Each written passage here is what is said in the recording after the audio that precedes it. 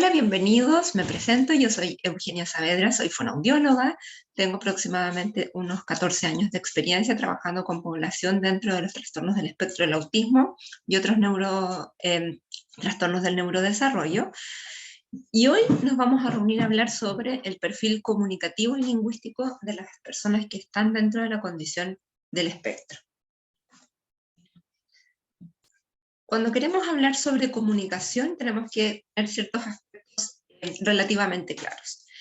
En primer lugar, debemos considerar que la comunicación es un fenómeno altamente complejo, donde se ponen en sintonía muchos elementos que deben estar coordinados para poder entender y finalizar el objetivo de la comunicación. Por otro lado, es un fenómeno perceptible, es decir, uno es capaz de darse cuenta que este fenómeno se está produciendo, uno es capaz de recepcionar adecuadamente la intención de otro de comunicarnos, y yo movilizo ciertas habilidades y aspectos para poder captar ese mensaje. Por otro lado, cuando yo tengo la intención de comunicar, también debo poner en ejercicio una gran cantidad de habilidades y fenómenos para que se pueda producir. Por otro lado, hay una gran relación entre dos individuos, ¿ya? Para que se pueda entender la comunicación tiene que haber siempre como mínimo dos personas, y implica compartir información, implica el transmitir un mensaje y requiere ciertos componentes. Y esos componentes son los que vamos a ver en forma más detallada en un momento más. La comunicación se define como un proceso por el medio del cual una persona se pone en contacto con otra a través de un mensaje y espera que esta última dé una respuesta, sea una opinión, una actividad o una conducta. Dentro de los componentes de la comunicación tenemos un emisor, que es el que quiere transmitir un mensaje, y tenemos un receptor. Ese receptor puede ser otra persona, un grupo de personas que se encuentra más lejos, etc. Para poder transmitir un mensaje necesito tener un código, y ese código tiene que ser entendible para mi receptor. Si yo voy y me comunico con un individuo que no maneja el español y doy un mensaje en español, indudablemente el código que, que se está utilizando no es compartido por el receptor, por lo tanto el mensaje no va a cumplir su objetivo primordial. El mensaje también tiene que tener un canal, un medio por el cual se transmite. Generalmente la comunicación puede ser a través del lenguaje oral, o puede ser a través de un texto escrito, o puede ser también a través de un medio audiovisual como el que estamos utilizando en este momento. Por lo tanto, la variabilidad de canales es muy amplia, y en la medida que aumenta la tecnología, también vamos a ir teniendo otros mecanismos y otros canales que pueden ser utilizados para entregar un mensaje. Y por otro lado tiene que haber un contexto. Un mensaje no viene por sí solo, un mensaje tiene un sentido y tiene detrás muchos elementos que lo acompañan. El momento en que estoy transmitiendo este mensaje, la situación en la que estoy, en el ambiente en el que me muevo. Cuando estamos en un ambiente ruidoso, indudablemente tengo que poner en práctica algunos elementos para que mi mensaje se pueda entender en otro. Por ejemplo, aumento el volumen de mi voz, trato de utilizar un lenguaje verbal, no verbal cada vez más amplio, gestos más grandes, para que las personas que están en medio de este ambiente ruidoso, que tiene muchos elementos que pueden ser distractores para entender el mensaje, tengan la oportunidad de estar atentos y de pesquisar estos elementos que estoy utilizando para poder comprender el mensaje que quiero entregar. De esta forma, entonces, este modelo de los componentes de la comunicación son aspectos en los que vamos a ver que pueden existir muchas dificultades dentro del proceso de comunicación en personas que tienen trastorno del espectro autista. La comunicación tiene un fin, tiene una función, es decir, las personas nos comunicamos para algo, tenemos motivos para poder entregar un mensaje. Y esos motivos pueden ir variando y dependen también de la intención que tengamos. Por lo tanto, vamos a entender las funciones comunicativas como los motivos, los propósitos, las intenciones que tenemos para poder comunicar. Van a existir, y en la literatura existen un montón de tipos de funciones comunicativas de acuerdo al autor que ustedes pueden conocer. Aquí vamos a hablar sobre las funciones comunicativas que describe Max Jain, y vamos a declarar 5. Una de ellas es la función regulatoria, que tiene que ver con la intención de obtener una respuesta en otro para poder sentirme cómodo, ¿ya? Para obtener lo que quiero, para regular el entorno y para regularme a mí mismo. Por lo tanto, aquí una función regulatoria sería cuando los niños nos alzan los brazos porque quieren ser tomados en brazos, estar en el regazo de sus cuidadores o de las personas a las cuales está extendiendo los brazos, o quiere subir, o quiere estar en brazos para poder acceder a un objeto que está, por ejemplo, muy alto que ellos no pueden acceder. Otra función es la declarativa, es cuando yo tengo la intención de que quiero algo, quiero pedir algo, quiero manifestar algo. Y aquí, por ejemplo, tenemos una imagen en donde se ve a un niño que está indicando qué manzana quiere comer. Y esa es una función declarativa. De todas estas cosas, esto es lo que quiero. Por otro lado, está la función de intercambio, que tiene como función el intercambiar información y mantenernos activamente en una situación comunicativa recíproca. Y puede aparecer en niños, niñas que tienen muy poco lenguaje verbal, que están recién en la etapa preverbal del desarrollo típico, y es donde los niños ponen en la situación comunicativa todos sus actos no verbales para poder mantener la interacción. Por ejemplo, un niño que está jugando con un globo con su mamá, va a prestar atención, va a mirar a su mamá, va a querer tener contacto con este globo o se lo va a tratar de lanzar. Por otro lado, tenemos la función personal, que es la que tiene la intención de manifestar mis propias intenciones, por ejemplo, decir, el no quiero esto, o no me siento cómodo aquí, y la conversacional, que es una de las más complejas, donde intercambiamos múltiples elementos y tópicos de conversación, donde las interacciones son de ida y vuelta, donde los elementos son cada vez más complejos, donde tengo que estar constantemente monitorizando lo que el otro está diciendo para poder responder o para poder comentar. Entendiendo estas funciones comunicativas como los propósitos por los medios por los cuales yo me quiero comunicar, vamos a ver que muchos niños y niñas y adultos y adolescentes manifiestan aquí una de las primeras características de su perfil comunicativo, en donde las funciones comunicativas están compactadas en algunas, o en una, o muy pocas, y se comunican con propósitos súper instrumentales, es decir, con el fin de obtener lo que quiero, ¿ya? Y no con el fin de saber los intereses que tiene el otro, no con el fin de hacer una pregunta, no con el fin de hacer un comentario, no con el fin de conversar, sino netamente se comunican para obtener una función regulatoria. O sea, quiero obtener algo y quiero sentirme bien, o para obtener lo que quiero, o para decir lo que no quiero, ¿ya?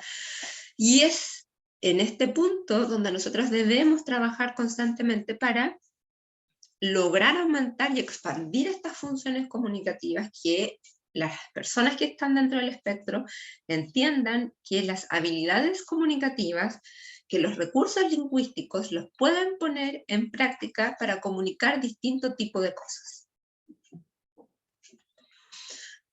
Entendiendo ya lo que es la comunicación, vamos a hablar sobre lo que es el lenguaje.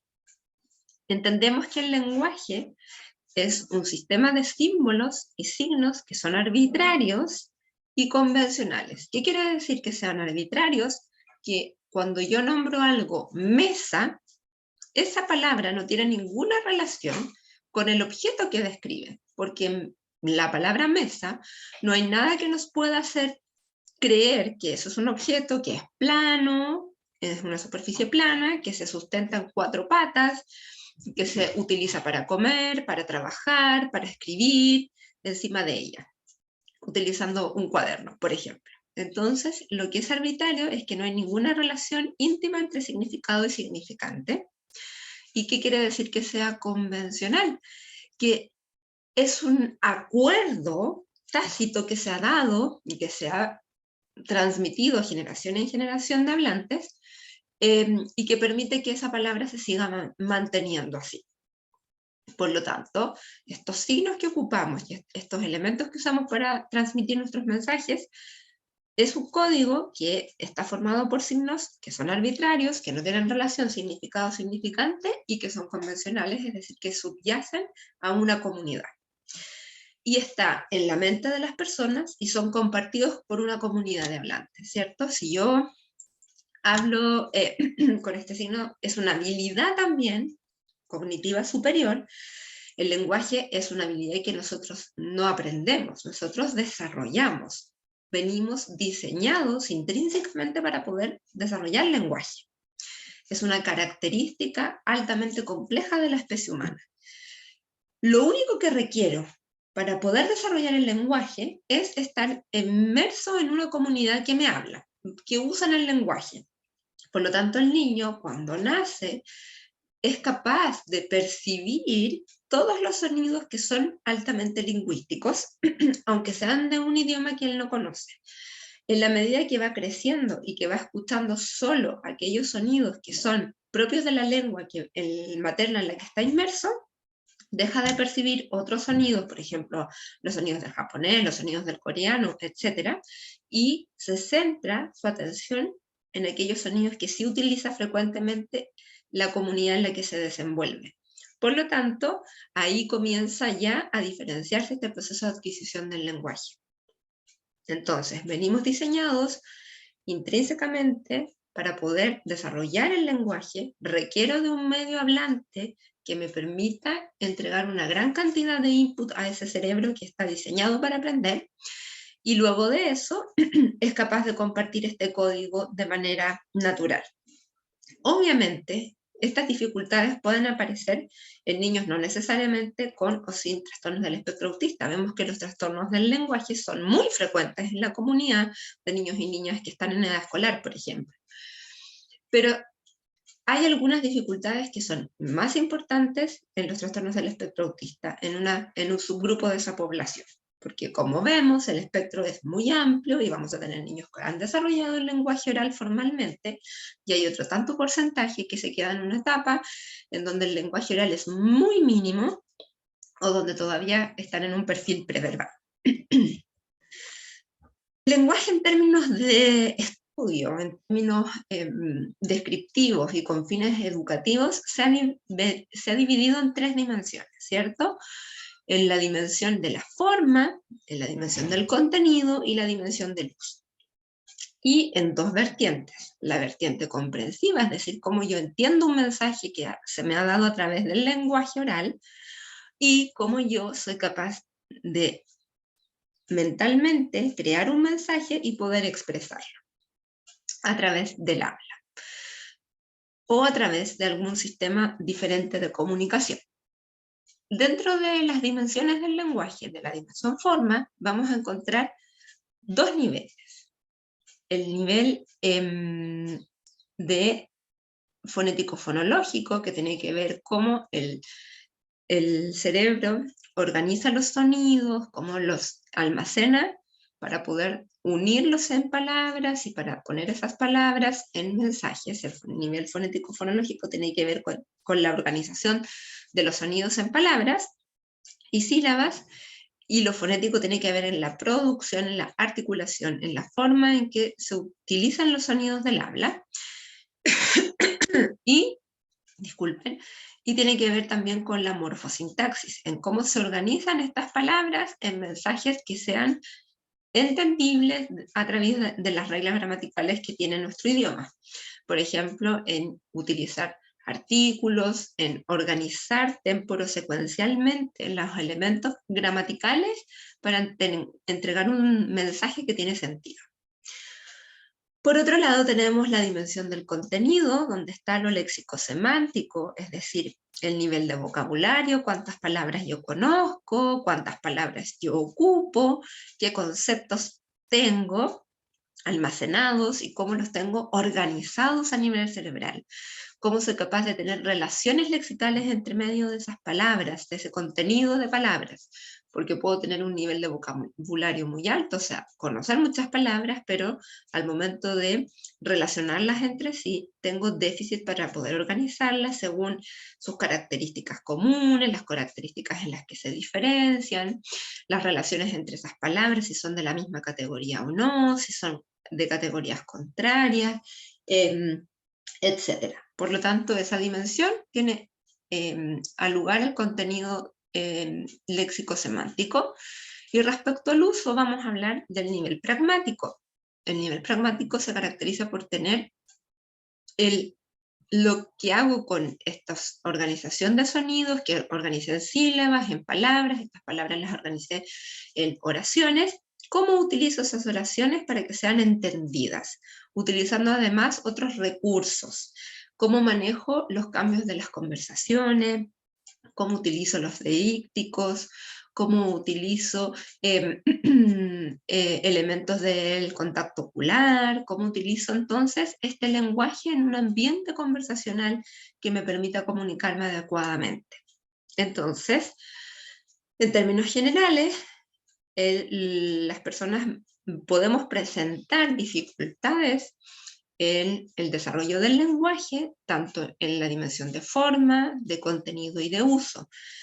En general, dentro de los trastornos del espectro autista vamos a tener niños que tienen dificultades en las tres dimensiones, o vamos a tener niños que pueden tener relativamente bien el elemento de la forma, con dificultades en el contenido y con muchas dificultades en el uso, o niños y niñas que en general pueden tener una forma y un contenido relativamente adecuado para su edad, pero que fallan frecuentemente en el uso de este.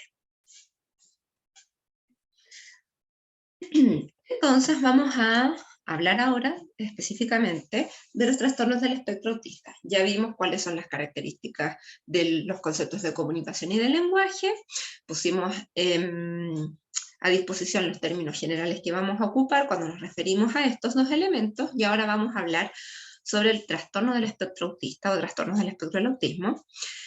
Se define como una dificultad persistente en el desarrollo del proceso de la socialización, entendido como la interacción social y la comunicación social, junto con un patrón restringido de conductas e intereses, dentro del cual se incluyen restricciones sensoriales. Esto es un resumen de lo que podría definirse como un trastorno del espectro autista basado en el DSM-5. Actualmente también tenemos el Manual Diagnóstico de la Organización Mundial de la Salud, que es el CIE-11, que fue editado en el 2018, pero que a partir de este año 2022 es utilizado para poder hacer una nomenclatura específica de los trastornos del espectro autista. Básicamente para poder utilizar los mismos términos a nivel de diagnóstico, ¿cierto? Pero lo importante es que el trastorno del espectro autista es una condición permanente en el desarrollo, acompaña a las personas en todas las etapas de su desarrollo y está afectada por dos dimensiones, ¿ya? Durante el DSM-4-TR revisado, teníamos tres esferas o tres dimensiones en las cuales veíamos dificultades o alteraciones, ¿ya? Uno era la interacción social, niños y niñas que tenían importantes o menores dificultades para poder interactuar con otras personas, afectación de la comunicación y del lenguaje, y por otro lado, conductas e intereses restringidos. De este modelo tridimensional pasamos a uno bidimensional, donde juntamos los elementos de comunicación e interacción y los unimos en un concepto de interacción social y comunicación social, y pasamos a estas conductas e intereses que son más restringidos o altamente absorbentes. Por lo tanto, cuando estamos hablando de dificultades en los niños y niñas dentro del espectro, vamos a hablar de estos dos elementos: comunicación e interacción social recíproca y conductas de interés. Vamos a ver cómo son o cómo se definen, según el DSM-5, estas dificultades en la comunicación y la interacción social. Vamos a ver niños que tienen dificultades en la reciprocidad socioemocional, o sea, van a haber acercamientos sociales inusuales. Por lo tanto, podemos encontrarnos con niños que tienen un interés de interactuar con otros, pero que fallan en las estrategias para poder acercarse, y sus interacciones resultan un poco inapropiadas, poco naturales, un tanto extrañas para los demás. Por ejemplo, hay niños que se acercan y en vez de decirte hola, ¿cómo estás? O empezar a utilizar cualquier mecanismo para poder acercarse y comunicarse contigo, sin saludarte, pueden empezar a preguntarte, sin mirarte, sino que mirándote los zapatos, cuánto es lo que calzas, porque esa es la forma en que ha aprendido o ha logrado interactuar con otros. Y problemas para mantener conversaciones. En estos focos también de intereses más absorbentes pueden tener dificultades para interesarse por los intereses de otros o de comprenderlos o de utilizarlos para poder mantener la interacción social recíproca. Entonces son niños que suelen conversar mucho menos. Y dentro de las evaluaciones que se conocen como más estándar para evaluar la condición del espectro, como la 2.2, en niños que ya, por ejemplo, tienen un lenguaje formal, se mide mucho cómo mantienen sus conversaciones o cómo conversan, si hacen o no hacen preguntas, si responden a los comentarios que reciben de su interlocutor, o en realidad muestran conductas que de cero interés, de preguntar o de saber sobre los estados mentales, los intereses y las experiencias de sus pares dentro de la comunicación. Hay una disposición reducida por compartir los intereses, las emociones y el afecto. Eso no quiere decir que no lo sientan o que no sientan tristeza, sino que al momento de querer compartirlos pueden tener dificultades para poder manifestarlos adecuadamente a un otro. Pueden aparecer dificultades para compartir juegos de ficción o hacer amigos. En términos generales, podemos ver niños pequeños que dicen que tienen amigos en el colegio, y esas amistades generalmente están basadas en los mismos gustos, en que les gusta el mismo superhéroe. Pero probablemente al entrevistar quizás a los compañeros de ese niño, cuando se les consulta si él es su amigo, no siempre van a responder que es su amigo. Hay una concepción un poco más inmadura del concepto de amistad, o más instrumental del concepto de amistad, todo lo que tiene que ver con la ficción, con la simbolización, con el juego mucho más simbólico y con los juegos sociales simbólicos, vamos a encontrarnos que tienden a sumarse mucho menos los niños del espectro que sus pares que no tienen estos desafíos en la comunicación. Dificultad para el contacto visual y el uso del lenguaje corporal. Hay niños que de repente cuando quieren conversar se acercan mucho, o por el contrario, no logran entender de que para poder comunicarnos más fluidamente necesitan estar un poco más cerca, como a un brazo de distancia para poder conversar fluidamente. El contacto visual, lo que queremos es que haya una referencia conjunta, que lo vamos a explicar mucho más adelante, pero no se trata de mirar todo el rato cuando estoy interactuando con una persona. De hecho, es raro y hasta un poco amenazante para el que recibe esa mirada constante y no es natural. Nosotros cuando nos comunicamos, usamos la mirada para dar un mensaje, volvemos a bajar la mirada, volvemos a mirar, miramos hacia otro lado, volvemos a mirar, porque así estamos diseñados. Si estuviéramos constantemente mirando al interlocutor, eso sería extraño y se sentiría raro para el otro. Dificultades para iniciar la interacción social o responder a ella, ¿cierto? A veces yo comienzo una interacción social, empiezo a tirar un chiste, o llego a un lugar, saludo y comienzo a conversar con las personas, o por el contrario, a veces yo puedo estar trabajando y viene un colega y me saluda, y yo respondo a ese saludo y a esa interacción que inició otra persona. Lo que vemos en los trastornos del espectro autista es que en muchos niños hay dificultades para iniciar, ya sea porque no lo hacen o porque lo hacen con estrategias que son poco adecuadas, o al momento de recibir la iniciación de otra persona, no responden o responden también de manera inusual o desajustada para el contexto. Entonces, lo que siempre conversamos cuando hablamos de los trastornos del espectro, y en realidad cuando hablamos de la conducta humana, es que lo que vemos, esa conducta observable, abajo tiene una función y tiene un sentido o tiene una explicación que no es visible para los demás, ¿cierto?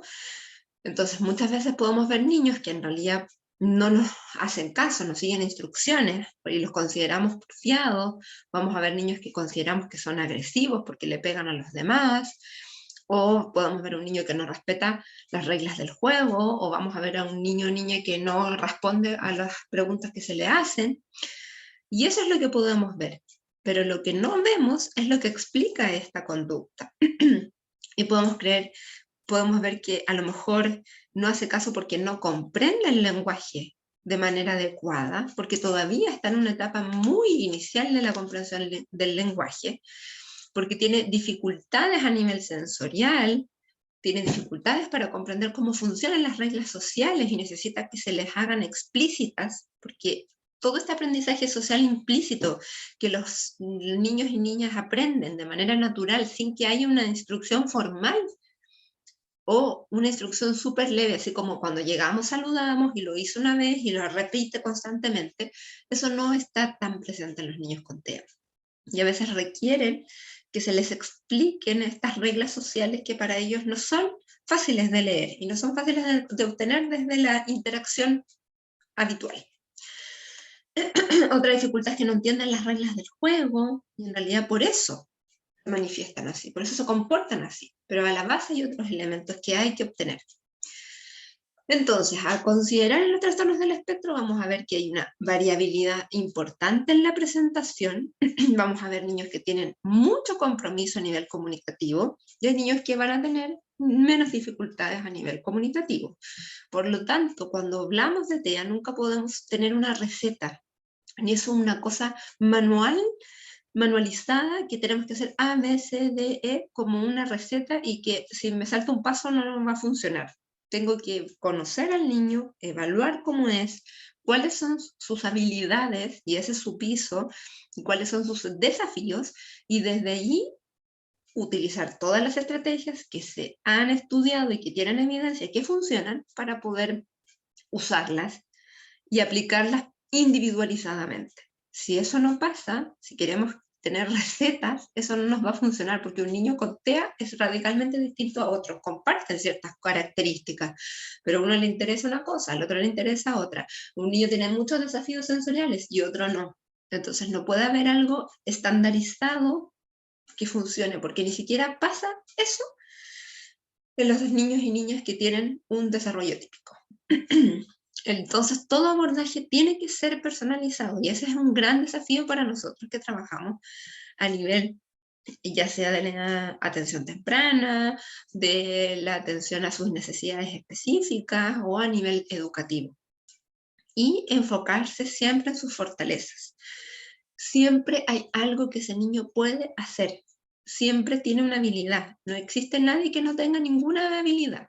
Y desde ahí tenemos que partir. Claramente hay niños que tienen desafíos de desarrollo súper importantes y hay otros que tienen un desarrollo que les ha permitido funcionar adecuadamente en ciertos contextos, pero a la medida que van aumentando las demandas sociales pueden ir apareciendo estas dificultades y estas barreras que les impiden resolver adecuadamente de manera autónoma estos desafíos. Las alteraciones del lenguaje y la comunicación. Entonces, vamos a ver que existen perfiles, ¿ya? Y en estos perfiles hay niños que están en una etapa preverbal y hay otros tantos niños que están en una etapa verbal, ¿ya? También se le llama a la etapa preverbal como mínimamente oral, ¿ya? O niños que tienen una cantidad menor de lenguaje oral. Entendiéndolo así, vamos a comenzar a describir estos dos perfiles. Cuando hablamos de habilidades no verbales, vamos a hablar de ciertos elementos críticos. Y estos elementos críticos son la referencia conjunta, que está en general muy afectada generalmente en las primeras etapas de vida en los niños y niñas con TEA. Y aquí vamos a ver que está compuesta por tres elementos distintos. Uno es la atención conjunta, el otro elemento es la acción conjunta y por último la preocupación conjunta. Vamos a definir uno a uno y vamos a entender por qué estos tres elementos son tan críticos en el inicio de la intervención. Si yo no tengo estos elementos, muy difícilmente voy a poder escalar a objetivos de comunicación más complejos. La atención conjunta se define como la capacidad para coordinar la atención con otro en relación a un objeto o a un suceso. Es decir, cómo yo sintonizo con otro sobre la atención que estamos manteniendo sostenidamente sobre una acción o sobre un objeto. Por ejemplo, si yo con mi hija estoy jugando y estamos jugando con sus My Little People, entonces nuestra atención va a estar coordinadamente y en sintonía con esos juguetes que estamos utilizando. Y pueden aparecer dos conductas. Una es la respuesta a la atención conjunta, es decir, cuando yo voy, saco los My Little People y se los muestro y vamos a jugar, y ella se da vuelta, los mira y se dispone a que juguemos con estos juguetes y prestamos atención al mismo elemento. Y ella entonces hizo conductas de respuesta. Se giró, miró los objetos, me miró a mí, y dispuso físicamente su actitud hacia compartir. Y por otro lado están las conductas de iniciación, que son las que yo utilicé. Tomé un objeto, por ejemplo, hice un sonido divertido, o capté su atención y mostré sobre el objeto que quiero que estemos atentos y coordinadamente. Esto aparece muy tempranamente en niños y niñas, el desarrollo típico. Y lo podemos ver evidentemente cuando estamos jugando con bebitos muy pequeños y estamos jugando con un sonajero, o estamos jugando sobre algún juguete sensorial que tengan, o con las llaves, o con lo que el niño le está llamando la atención, y que si nosotros quizás lo corremos, el niño muestra demandas de que mira el objeto, te mira a ti, mira el objeto, y quiere iniciar y mantener esta atención conjunta. Entonces es un elemento que aparece críticamente en el desarrollo de manera muy temprana. Por otro lado, una vez que ya tenemos la atención sostenida y compartida y coordinada sobre un objeto o una acción, vamos hacia la acción conjunta.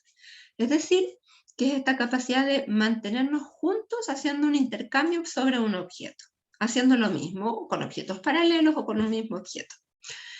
Y se beneficia mucho la acción conjunta en situaciones que son las rutinas típicas que ocupamos en la vida diaria, cuando nos lavamos los dientes, cuando nos vamos a sentar a comer, cuando nos vestimos, cuando vamos al baño, cuando nos bañamos, etc. En eso aparecen muchas oportunidades para prestar atención conjunta y para hacer acción conjunta. Entonces, durante estas rutinas es donde yo voy aprendiendo reglas del uso de los objetos y del uso de los turnos, ¿ya? Nos permite tener, obviamente, la atención conjunta. Sin ello no puedo tener acción, que implica compartir este interés. Logramos imitar al compañero. Muchas de las acciones que nosotros logramos hacer han sido aprendidas en base a la imitación, a ver a otro, a recibir un modelo y copiarlo. Y también está altamente vinculada a los gestos, ¿cierto? Porque con los gestos yo demuestro grados de intención comunicativa. Y a través de esto yo logro rutinas de intercambio. Es decir, acciones que van y vienen, que se repiten, que están rodeadas de esta cantidad de comunicación y de acciones que aparecen para que se sostenga esta acción. Uno es el estar atento sobre lo mismo, imitar a mi compañero, respetar los turnos, estar atento a las conductas comunicativas no verbales que están apareciendo, y así yo voy generando rutinas de intercambio que favorecen en forma súper dinámica estos patrones de acción conjunta sostenida. Entendiendo las conductas que aparecen tempranamente en el desarrollo, y que favorecen estos elementos de atención y acción conjunta, o que están dentro de estas rutinas de intercambio comunicativo, vamos a ver los protoimperativos y los protodeclarativos. Los protoimperativos son aquellos gestos mediante el cual el niño quiere conseguir algo, generalmente el señalamiento. O sea, vamos a tener niños súper pequeños que ven la galleta y van a apuntar la galleta para que el papá se las dé. Y en esta interacción donde el niño pide y el papá o la mamá o el cuidador o el adulto le otorga ese objeto, para el cerebro del niño lo que se usa en este momento el adulto es un medio para conseguir algo, ¿cierto? Y en las protodeclarativas son los gestos que el niño ocupa para compartir la atención del adulto respecto a un objeto o a un evento que está señalando. Y ahí el adulto está visto como un medio de interacción. Y por lo mismo, dentro de las evaluaciones que se utilizan para evaluar autismo, conductas autistas, aparece, y uno tiene que observar si el niño es capaz de compartir el interés que siente por los objetos hacia su cuidador o hacia el adulto que lo está evaluando. Entonces vamos a ver que a veces los niños tienen estas conductas protoimperativas, o sea, hacen gestos que permiten entender al adulto lo que el niño quiere, pero hay pocas conductas protodeclarativas, donde en realidad no comparte mucho su interés, o donde no muestra señales de querer hacer que el adulto preste atención a lo que él está viendo, o a lo que le está gustando, al objeto que está mirando. Entonces ahí la interacción claramente disminuye. Y en el principio hay una función más instrumental, que es el medio de conseguir algo, y en lo otro están los medios de interacción, que aparecen poco dentro de los trastornos del espectro. Entonces aquí vamos a ver la misma conducta. El imperativo, le estoy diciendo a mi mamá que ese es el juguete que quiero, y en el protodeclarativo estoy buscando que mi mamá preste atención a ese objeto que estoy mirando. No lo quiero, pero me interesa, lo encuentro lindo, etc. Entonces, vamos a ver. Los gestos se pueden describir y caracterizar de acuerdo a la función que tienen. Entonces vamos a ver que hay gestos descriptivos que representan un objeto o una actividad, por ejemplo, que quiero comer. O gestos convencionales, que tienen un significado que es social. Por ejemplo, saludar, hacer que está bien, hacer que está mal, que está más o menos. Y los gestos que son informativos e instrumentales, que buscan dar información o pedirla. Por ejemplo, ¿dónde está esto? Que no lo encuentro por ninguna parte. O también hay otros gestos que no puse aquí, pero que son los gestos enfáticos, que son estos movimientos de mano que hacemos que aquí se terminó la clase, por ejemplo, y estoy dando algo enfático que está dándole y enriqueciendo el discurso que yo estoy dando, por dar un ejemplo. Entonces, vemos que los gestos aparecen en menor medida dentro de las conductas comunicativas de niños y niñas en etapas iniciales del desarrollo que presentan TEA, o también podemos encontrar a niños más grandes que todavía no logran dominar el uso de los gestos como una herramienta que enriquece la comunicación o que, por otro lado, sustituye el lenguaje oral y les permite comunicarse con más fluidez.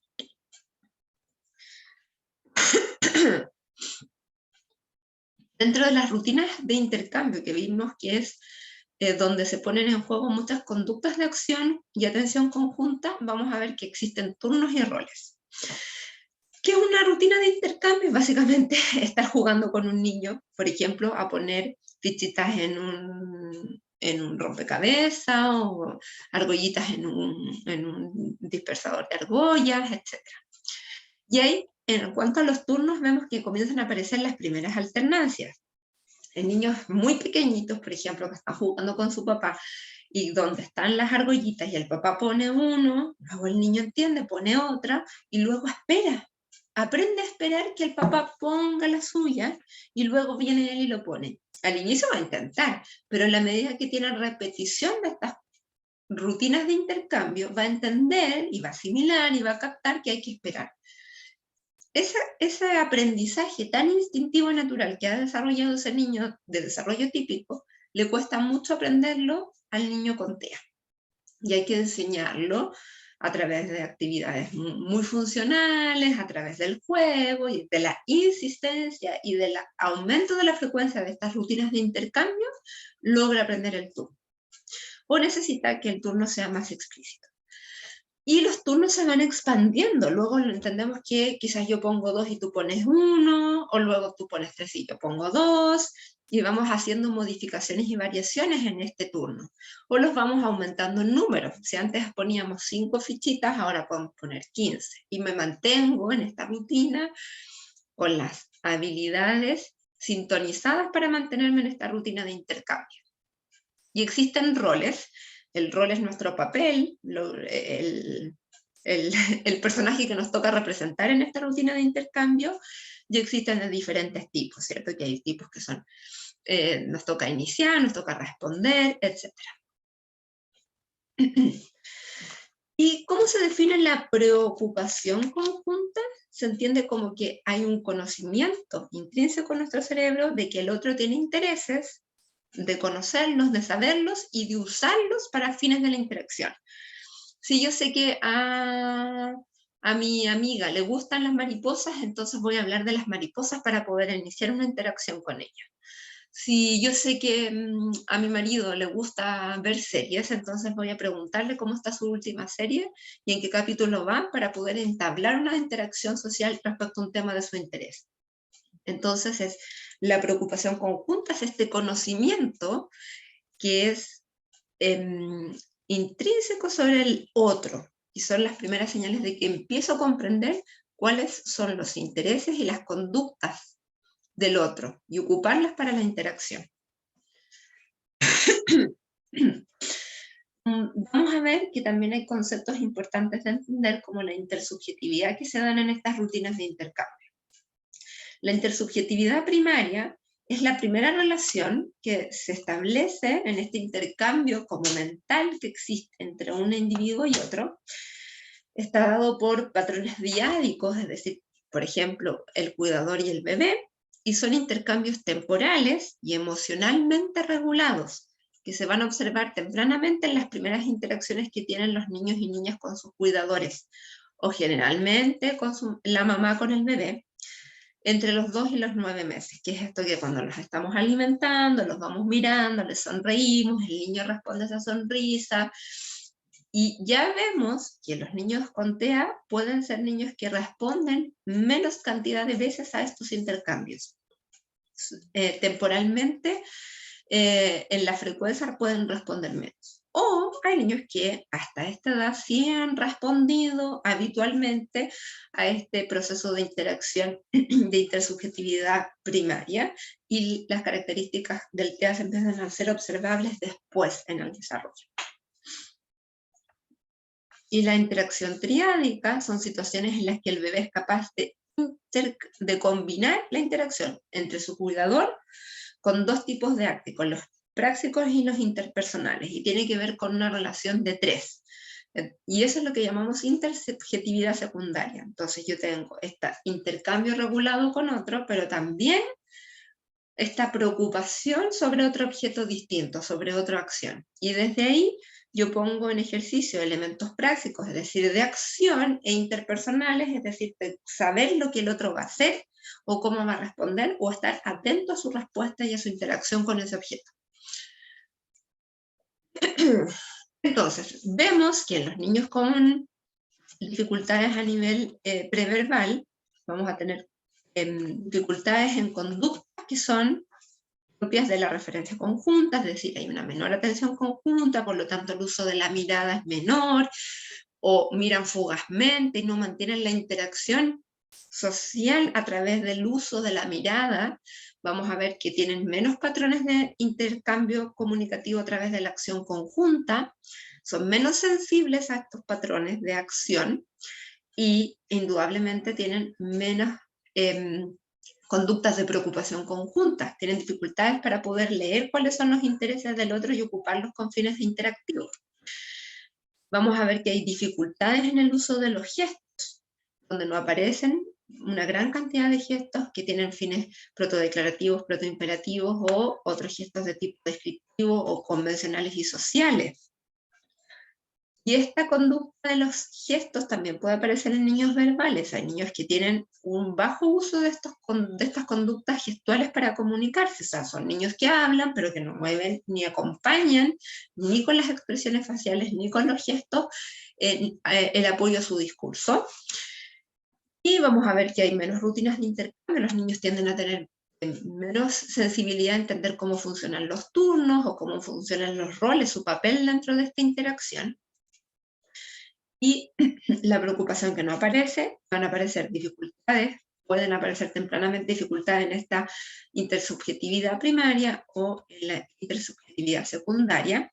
Vamos a ver que en estas dificultades de comunicación, donde los aspectos no verbales no están bien regulados, y además tenemos dificultades para comunicarnos oralmente, la presencia de muchas conductas comunicativas que son desajustadas contextualmente. Los niños que gritan, que lloran, que se manifiestan así porque es lo único que saben que puede servirles para comunicarse, o a lo que han logrado responder los padres.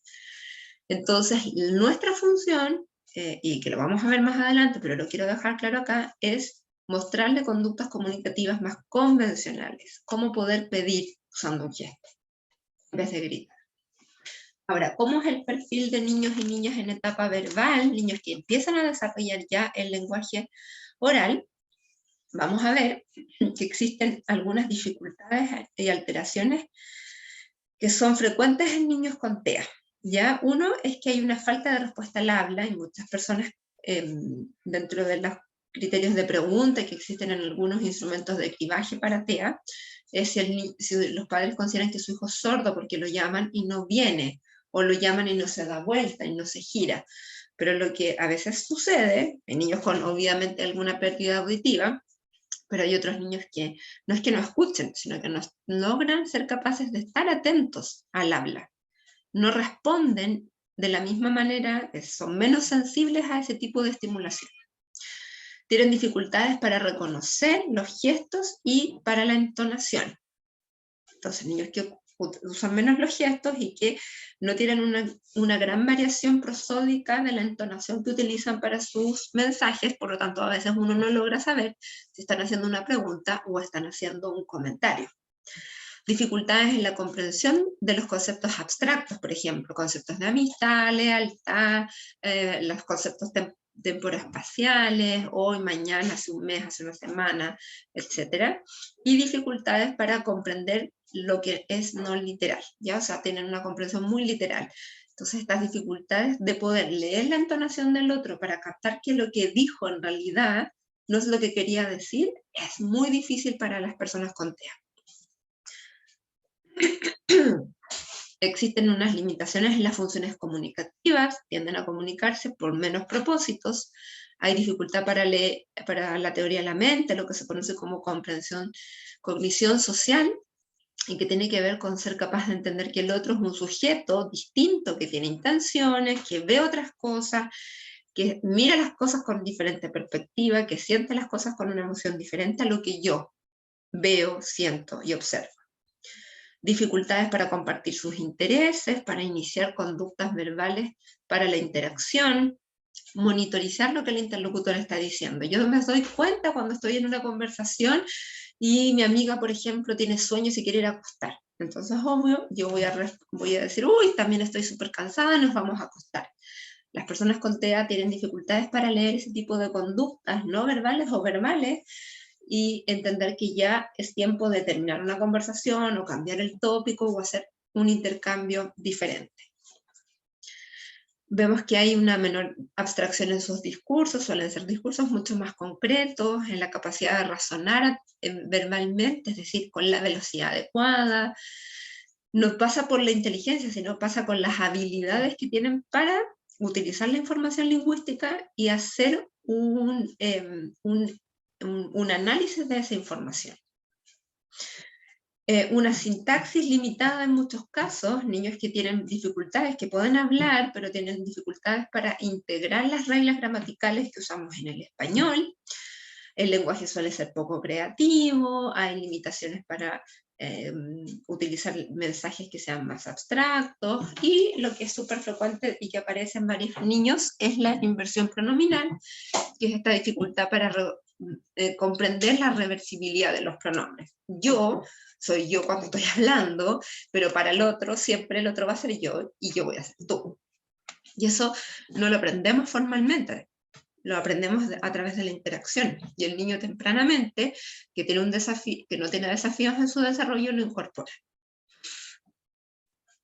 Dificultades a nivel de la prosodia, niños con mucha colalia, que es otra característica que suele aparecer en niños y niñas y adolescentes con TEA, que repiten lo que escuchan de manera inmediata, o repiten lo que han escuchado en dibujos animados, en películas, etc.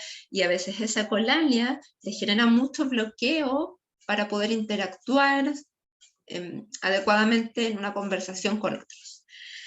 Y también podemos encontrar niños con dificultades en los sonidos del habla, con dificultades articulatorias, y claramente existen niños con muchas dificultades a nivel de la producción del habla, porque también están asociadas a trastornos motores del habla.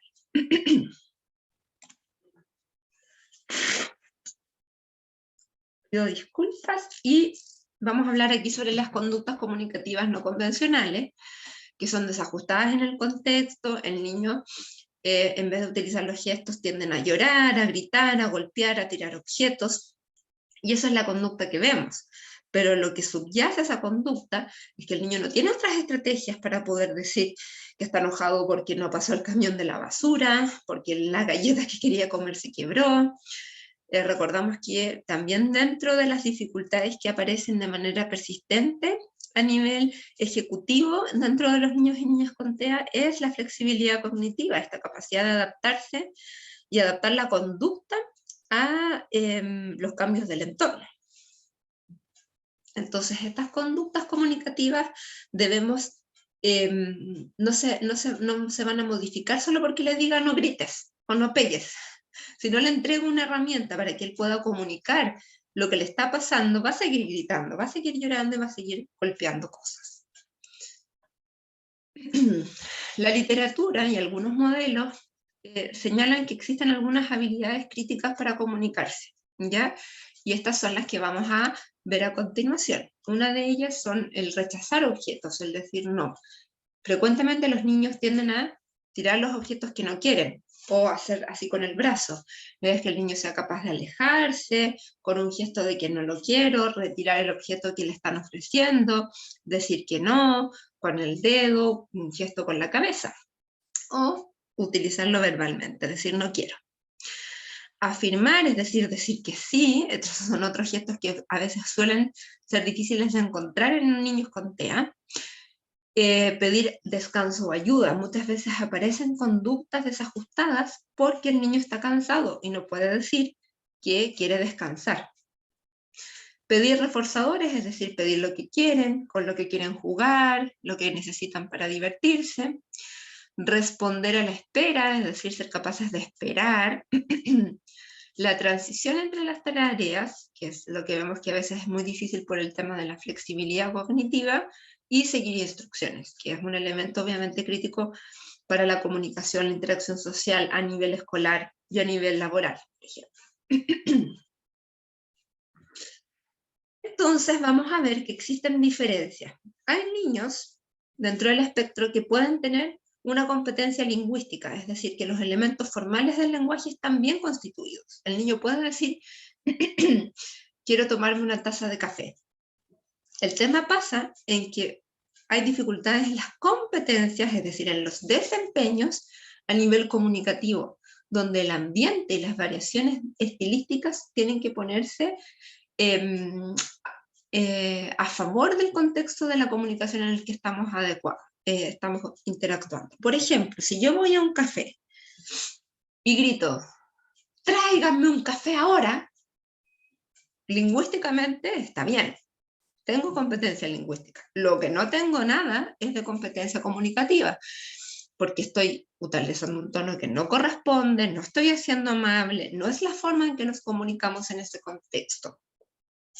Si yo, por lo tanto, voy y digo, por favor, cafecito, tacita pequeña, porque no me estoy manejando muy bien el código que se utiliza en ese lugar, por ejemplo, el idioma, ahí estoy teniendo quizás no una competencia lingüística 100% adecuada, porque me estoy comiendo un montón de conectores, pero sí estoy teniendo una competencia comunicativa adecuada, porque estoy usando un tono, porque entiendo que hay que esperar, que hay que pedirlo amablemente, que no tengo que gritar porque hay otras personas tomando café. Entonces, hay niños y niñas con TEA que tienen tantas dificultades a nivel lingüístico como a nivel comunicativo, y tenemos niños que formalmente, estos niños, por ejemplo, de nivel 1 dentro de las necesidades de apoyo, que formalmente tienen un lenguaje que les permitiría comunicarse adecuadamente, pero a nivel comunicativo tienen desajustes que no les permiten funcionar en estos contextos de interacción comunicativa de manera adecuada. Entendiéndolo así, ahora vamos a hablar sobre la evaluación. ¿Cómo podemos evaluar estas habilidades comunicativas y lingüísticas? Hay que tener diferentes fuentes de información, no basta solamente con una. Es importante, por ejemplo, tener información de los diferentes profesionales y de las familias que trabajan con estos niños. Por ejemplo, preguntarle a los papás o a los cuidadores de estos niños cómo consideran ellos que habla, cómo es su lenguaje, entienden o no entienden las instrucciones que ustedes les dan.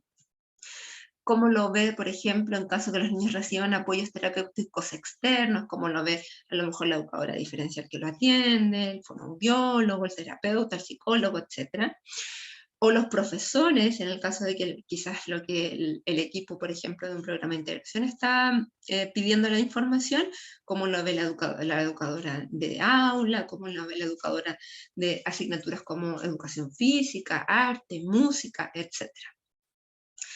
Podemos inventar o utilizar pautas de observación, como lo vemos en distintos contextos, con distintas personas, interactuando de manera natural, qué estrategias utiliza, cómo son las oraciones que ocupa, y los test estandarizados que generalmente son aplicados algunos por fonoaudiólogos, pero que podemos obtener la información, y es bueno que sepamos que hay diferentes herramientas que se pueden usar.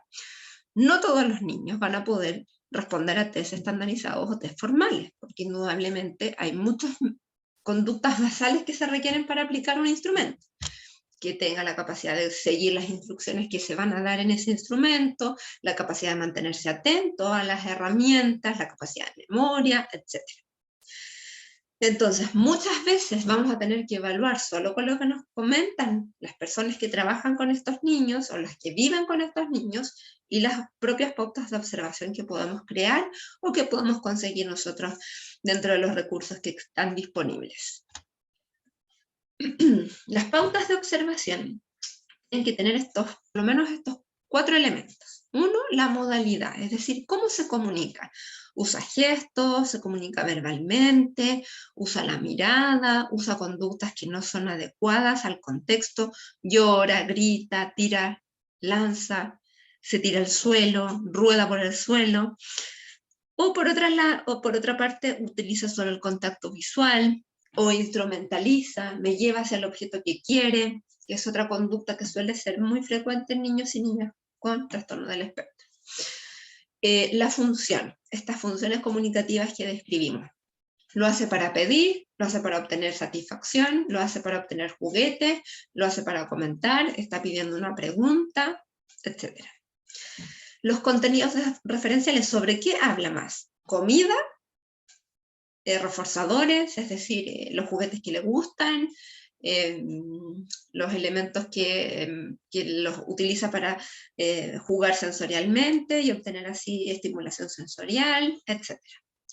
Y el contexto, ¿con quién conversa? ¿Dónde conversa? Porque podemos ver que hay diferencias en que a lo mejor el niño habla mucho más cuando está en la sala, no cuando está en el recreo, o cuando está en su casa y no cuando está en el colegio, o con sus terapeutas y no cuando está en el jardín infantil, etc.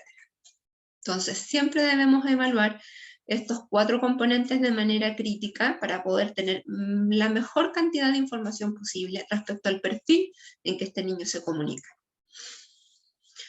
Aquí puse un ejemplo a nivel como expresivo. La modalidad, cómo se comunica, si hace conductas que no son ajustadas al contexto, si mira, si vocaliza, si tienes actos instrumentales, como agarrar a la persona para llevarlo a un lugar, los gestos naturales si están o no, si usa signos gráficos, si se comunica, por ejemplo, con un sistema de imágenes, si usa ecolalias, etc. Si pide, si rechaza, si comenta sobre qué está comentando y en qué contexto lo está haciendo. Este es un ejemplo de cómo podemos observar y hacer una pauta de observación.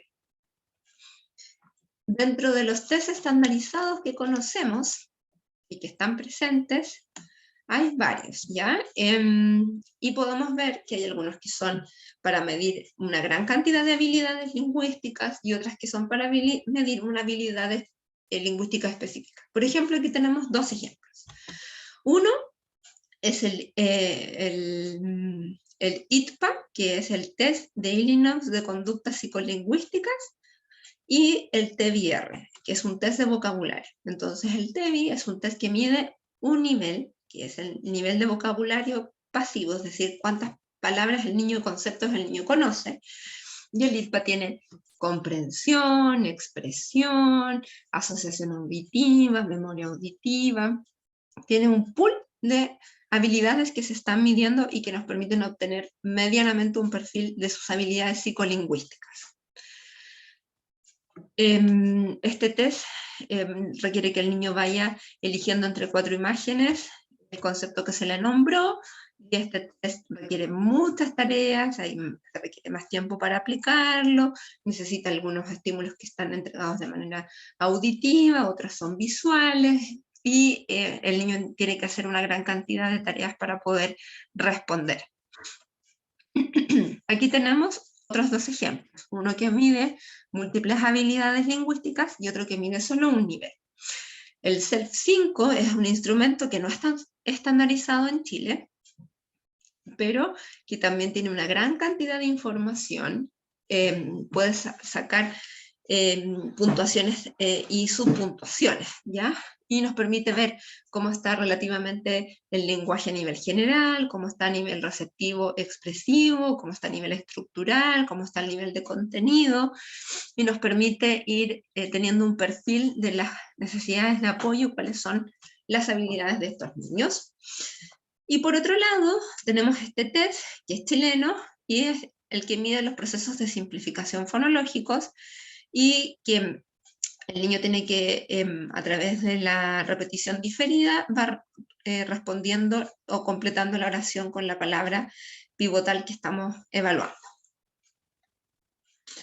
Por otro lado, tenemos un test que mide la conciencia fonológica, un test que mide habilidades metafonológicas más difíciles en niños y niñas. Este es un test chileno, y este es un test de la comprensión auditiva del lenguaje, ¿cierto? Que tiene elementos que son de vocabulario, de morfosintaxis, y que permiten evaluar algunos elementos del nivel del contenido y de la forma del lenguaje.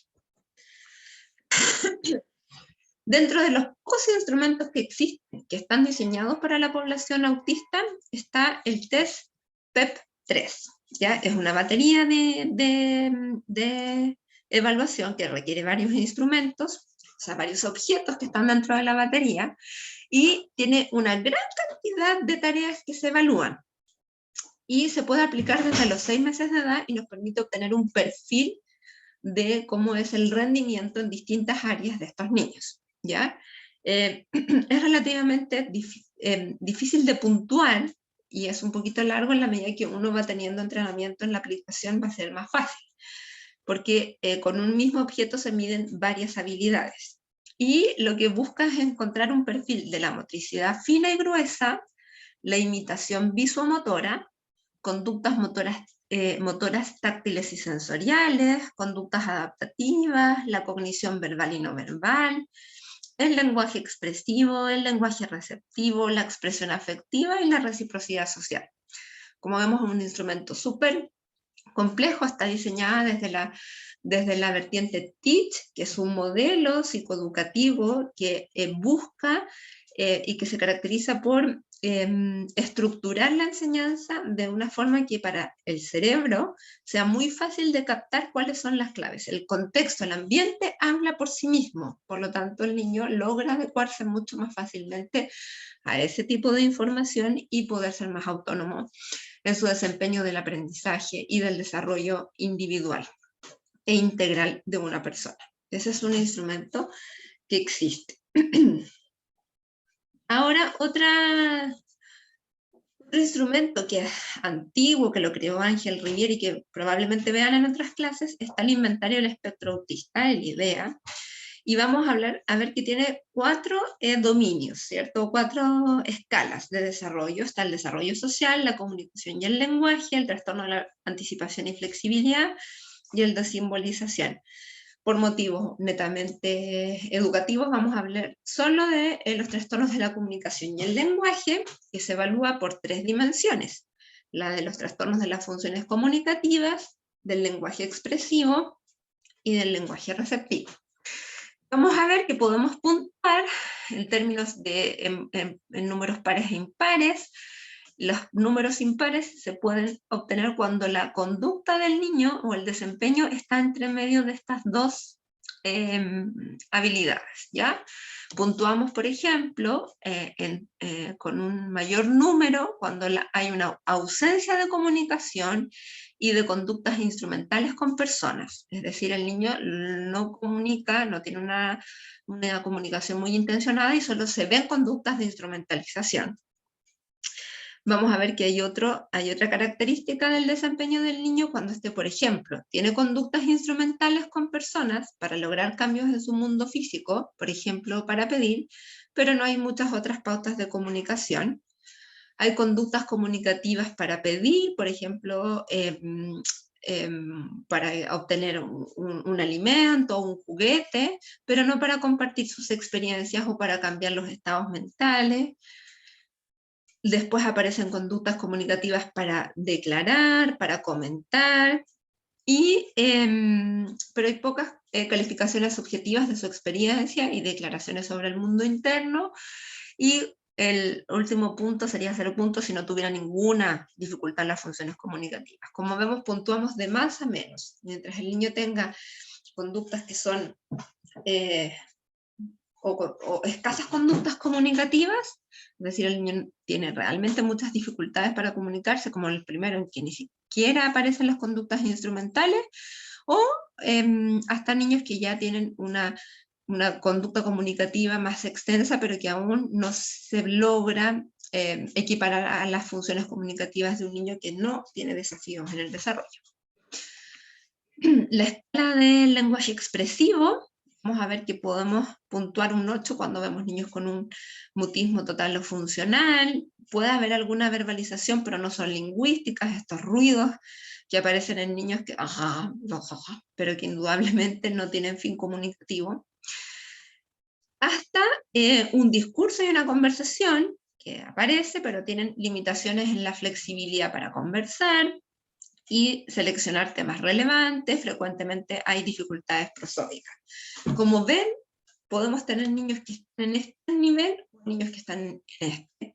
Hay niños que pueden estar en términos medios. Lo que nos permite este inventario es tener relativamente una escala de valoración sobre el compromiso que existe en estas áreas de desempeño que estamos conversando, y en esta específicamente que tiene que ver con la comunicación y el lenguaje.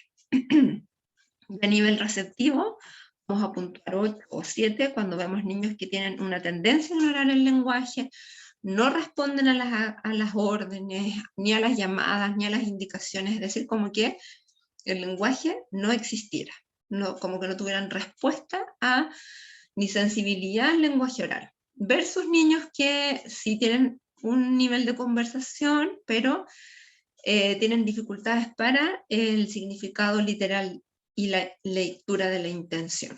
Entonces vemos que existe una gran variación entre la presentación de las características que presentan las personas con TEA a nivel del lenguaje y la comunicación. Desde el punto de vista de la intervención, ¿qué es lo que tenemos que hacer? Uno puede tomar ciertos elementos que son críticos. Y podemos ver, por ejemplo, la secuencia de objetivos generales de intervención de Cortázar en el 95, y que tienen que ver con qué es lo que tenemos que intervenir, ¿ya? Y estos son como criterios que nos permiten entenderlo. Uno es garantizar el empleo consistente de las habilidades que ya tiene en su repertorio el niño, es decir, tengo que tomar todas las habilidades que el niño tiene y ocuparlas para que pueda desarrollar aquellas que aún no las logra desarrollar. Tiene que sí o sí siempre aprender nuevas modalidades de comunicación. O sea, no puedo solo irme hacia el oral, sino que también tengo que enseñarle conductas comunicativas no verbales. incrementar los contenidos a comunicar, es decir, expandir funciones comunicativas, complejizar los aspectos formales, no porque enseñe conductas no verbales, no voy a poner también énfasis en que el niño mejore su sintaxis, mejore su fonética, la fonética y la fonología, tenga un mejor nivel de vocabulario. Todo tiene que ir enlazado, pero también tiene que ir personalizado y adecuado a las necesidades que ese niño tiene en ese momento. Y enseñar estas funciones comunicativas. Entonces, a nivel de comunicación no verbal, tengo que trabajar sí o sí la referencia conjunta con sus 3 elementos. Tengo que enseñar gestos comunicativos que sean convencionales, descriptivos, trabajar el señalamiento, que el niño sea capaz de registrarlo, que después sea capaz de utilizarlo. Algunas orientaciones cuando estamos trabajando a nivel oral es que primero nos centremos en las primeras palabras que sean vinculadas a sus intereses, a lo que al niño le gusta, si le gustan los superhéroes, los dinosaurios, la comida, etc. Ocupar esos intereses para que desde ahí empiecen a emerger las primeras palabras. Luego pasamos a la combinación de palabras para que el niño pueda hacer frases. Luego empezamos a enseñar oraciones gramaticales. Luego, a consolidar el discurso, que el niño pueda expresarse a través de enunciados más largos, que tengan también un sentido de coherencia y cohesión. Y la comprensión discursiva es que el niño sea capaz de comprender su discurso y también, o sea, de comprender discursos de otros y monitorizar su propio discurso. Podemos usar estas estrategias de enseñanza explícita que tienen 3 niveles. El nivel 1 es el control de las contingencias de situaciones naturales de juego. O sea, enseñamos en contextos súper naturales, con una entrada verbal súper clara y con un alto sentido de funcionalidad. Lo que se ha demostrado es que los niños aprenden y generalizan mucho mejor cuando aprenden en contextos naturales. O sea, cuando aprenden haciendo cosas que frecuentemente hacen. Si el niño es pequeño, pues será jugando. Si el niño es un poquito más grande, pues será en los entornos naturales del colegio, etc. El nivel 2 de enseñanza explícita también busca que sean situaciones funcionales, es decir, que para el niño tengan sentido, pero hay un mayor grado de control de las contingencias, de los estímulos y del espacio, es decir, una enseñanza un poquito más estructurada. Y el nivel 3 es cuando ya tengo que enseñar específicamente ciertas habilidades lingüísticas, por ejemplo, la morfosintaxis. Las reglas que son más específicas las tengo que enseñar con material más concreto, en una situación menos natural, más descontextualizada, pero que luego la puedo pasar a un nivel 1, es decir, el niño aprendió la regla, la sabe utilizar con esta herramienta, bueno, la vamos a ocupar ahora en una actividad más funcional, porque así la va a poder generalizar. Entonces tenemos estos 3 elementos que nos permiten orientar en qué nivel voy a enseñar cierta habilidad. Vamos a hablar sobre los apoyos visuales. Aquí hay que tener mucho ojo porque los apoyos visuales han demostrado su eficiencia. Las personas con TEA dicen que le ayudan mucho, aunque no hay estudios tan formales sobre los apoyos visuales, se sabe que funcionan, ¿ya? El tema está cuando contaminamos visualmente de todos los apoyos visuales. Entonces deja de ser un apoyo y pasa para ser un estímulo distractor. Entonces vamos a ocupar los apoyos visuales que son requeridos, que tienen un sentido y que van a ayudar al niño a funcionar. No se trata de ponerle pictogramas a todo, se trata de poner apoyos visuales en aquellas acciones que el niño necesita hacer y que ha tenido dificultades para hacerlas. Y se entienden como un soporte visual que le permiten facilitar el aprendizaje, la retención y la comprensión del lenguaje al niño. Y aquí tenemos un ejemplo, por ejemplo, del modelo TEACH, que se caracteriza porque el niño elige las actividades que se le proponen, las utiliza y después las tiene que finalizar y ordenar en otro espacio. Ahora, para ir cerrando esta clase, vamos a hablar sobre la comunicación aumentativa y alternativa. Se define como un proceso mediante el cual las habilidades comunicativas de un individuo pueden ser maximizadas para una comunicación efectiva y funcional, y lo que permite es complementar, es decir, asistir, aumentar o reemplazar el habla natural con símbolos que sean apoyados o no apoyados. Es un derecho comunicarse, la comunicación un derecho humano y hay que dar la oportunidad para que los usuarios puedan tener acceso a un sistema de comunicación, lo que nos permite lograr la interacción de forma más efectiva. Todos tenemos algo que decir. Tenemos que considerar que todos los niños potencialmente pueden aprender a usar un sistema de comunicación. Los signos pueden ser apoyados o no apoyados. Los no apoyados son aquellos que no tienen un soporte, por ejemplo, hablar o la lengua de señas no tiene un soporte, ¿ya? A diferencia de otros símbolos como escribir, que necesito un papel, apuntar letras, necesito que las letras estén escritas, o usar un dispositivo, necesito un dispositivo para que se active. Y vamos a diferenciarlos según su grado de tecnología. Hay algunos que son de baja tecnología, por ejemplo, un cuaderno de comunicación donde el niño va apuntando lo que quiere hacer. Los de tecnología media, que por ejemplo estos, el GoTalk 20, tiene mensajes pregrabados, pero la limitación es que solo puedo grabar esa cantidad de mensajes y no puedo hacer otros. Pero la virtud es que es un lenguaje, es un mensaje de voz que ya está pregrabado, por lo que tiene salida de voz. Y los de alta tecnología, que son aquellos que tienen salida de voz automática, que tienen múltiples oportunidades de hacer preguntas, que puedan tener un vocabulario mucho más robusto, donde pueden aparecer muchas otras funciones comunicativas. El tema está que suelen ser de mayor costo o necesitan un dispositivo para poder hacerlo. A lo mejor el sistema es gratuito, pero necesito tener un tablet, un teléfono o algo que le dé soporte a este programa. Y hay otros que requieren comprar el programa, comprar un dispositivo específico para ese programa, etc. Pero sin duda, todos tienen beneficio para el niño.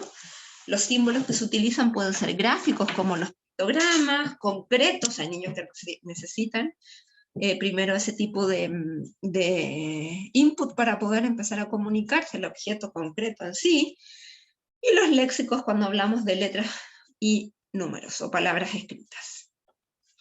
Y las formas que tienen las personas de poder acceder a ese sistema de símbolos es de manera directa. Por ejemplo, aquí esta persona está oprimiendo un botón que cuando esa persona lo oprime aparecen en una ventanita y se forma una frase. Y el usuario selecciona el símbolo a través de su propio cuerpo o con un objeto adaptado para ello. Hay niños que, por ejemplo, tienen movilidad reducida en las manos y en los brazos, en las manos, en las piernas, entonces usan su cabeza a través de un unicornio para poder apuntar el objeto, el símbolo que quieren hacer.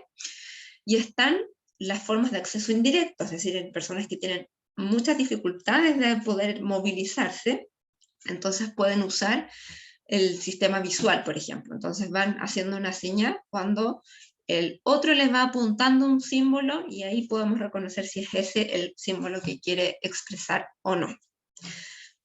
Entonces, como vimos, hay muchas características. Es difícil resumir en un video corto, pero tenemos que ver que hay niños que van a estar en una etapa preverbal, donde todavía el lenguaje oral no emerge de manera robusta. Hay niños que van a quedarse mucho tiempo en esta etapa, y son preferentemente estos niños los que pueden utilizar un sistema de comunicación aumentativo y alternativo.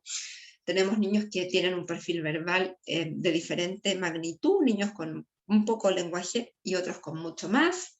Hay niños con dificultades importantes en la comprensión y otros no. Lo importante es que sepamos en qué nivel están, cuáles son sus habilidades actuales, cómo podemos ayudar a potenciar sus habilidades comunicativas y lingüísticas y ajustar indudablemente las demandas que les vamos a solicitar a su nivel comunicativo y lingüístico actual.